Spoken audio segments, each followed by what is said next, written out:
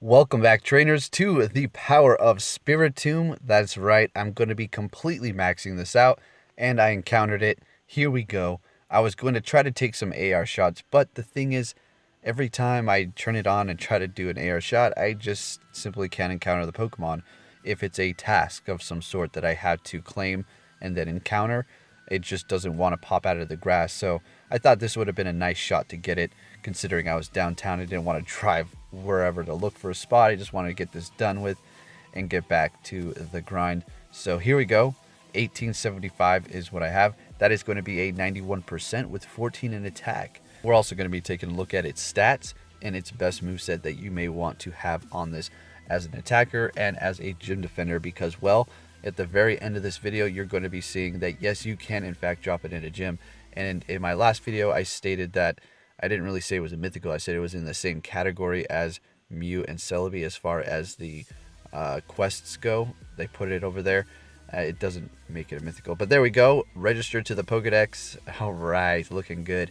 You do have to catch quite a few Pokemon to do this. It's not so bad, really. It's kind of a nice grind, to be honest. It gets your Stardust up and your catches, so I enjoyed it thoroughly.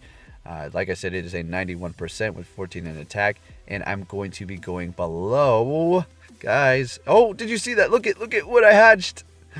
Ooh, yeah. So make sure you have notifications on, because we're gonna be taking a look at that one in the future. I made this my buddy. It's actually not my buddy currently, because I wanted to drop it in the gym after I did the gym test, which we're gonna be taking a look at here in just a moment. So I'm also gonna be switching with my shirt. You know, you gotta have the whole thing going, the whole silhouette with the shirt and then the Spiritomb next to me. And also, don't drop a whole bunch of rare candies into this and try to max it out right away. Make sure you claim these, because they're actually going to give you some candies. So as you can see, there's 18 of them. That's nice, a little boost, I suppose. Maybe they're thinking, yeah, this thing isn't so great. Here's some rare candies you may want to not use your actual candies on. So I dropped it in a gym. Then my friend Ellie actually went up against it with a Gardevoir with Dazzling Gleam. So super effective against that. That's the only thing it's weak against. And it actually performed quite well. It gave her Gardevoir kind of a hard time, and it did a lot of damage when the Shadow Ball hit that Gardevoir. So that's actually pretty nice. Unfortunately, I do not have the footage, but maybe one day you'll have the privilege of actually battling one of these. Or if I see one in a gym, then I will, in fact, go there and take it out and see what we can do. Maybe a Spiritomb versus Spiritomb. All right, let's go ahead and take a look at its stats and its moves now. So this is a very unique Pokemon, being a Ghost and Dark type.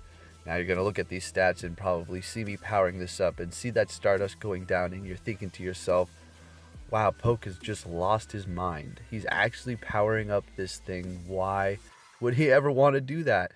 Well, I just like Spiritomb. It looks amazing, and I like to power up wacky things over here. And I'm also thinking about PvP in the future.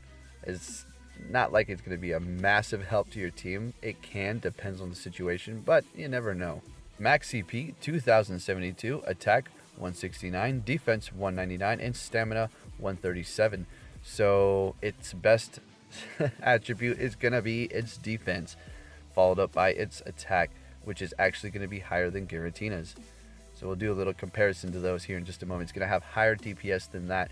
Although Giratina has more defense, going to be able to stay in the fight longer, ultimately dishing out more damage, but this is going to make the health go down a lot quicker. Pretty funny to think. And if you're wondering, why did you max this out before Giratina, I'm going to get to it. I have nothing but horrible IV ones, so why would I want to max one out? I'm just going to wait, take my time on this. I know I said I was going to do it right away, but my rare candy stash is starting to come down pretty low, and I have enough to power up 2 more Pokemon that have 0 candies. But I'd rather take my time and try to just grind out the candies a little bit more, and rare candies with those legendary raids. Okay, let's move along here. Weaknesses are going to be Fairy. That is it. Resisting, normal, psychic, fighting, and poison types. So, you know, it has pretty good resistances, and then just the one weakness, Fairy, and that is why it's unique, being that Dark and Ghost type.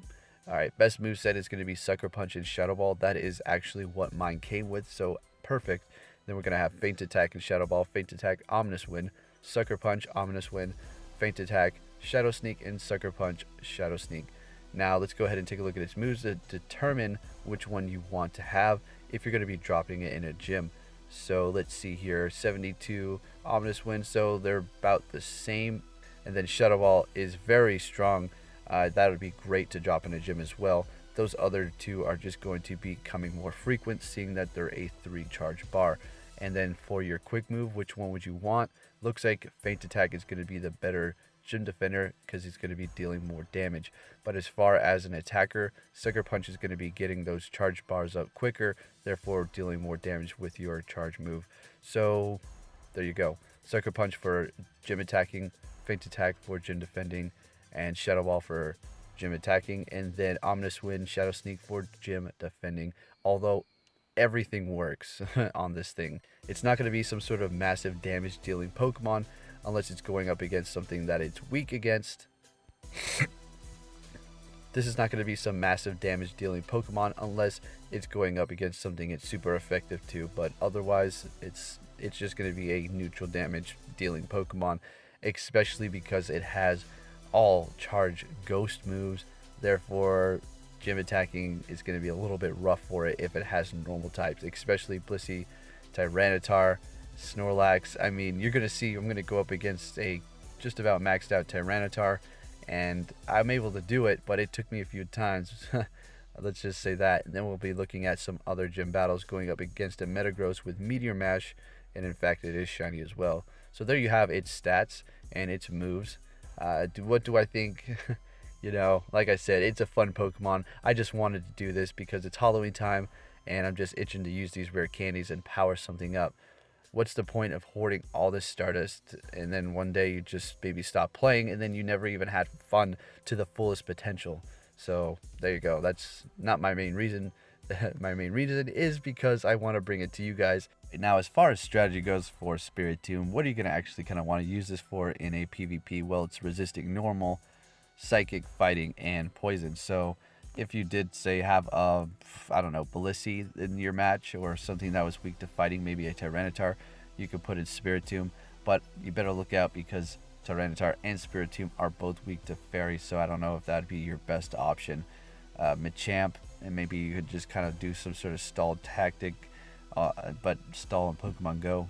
It's just, you know, we're gonna have to see how it all works out, but for now it did work out pretty good as a gym defender.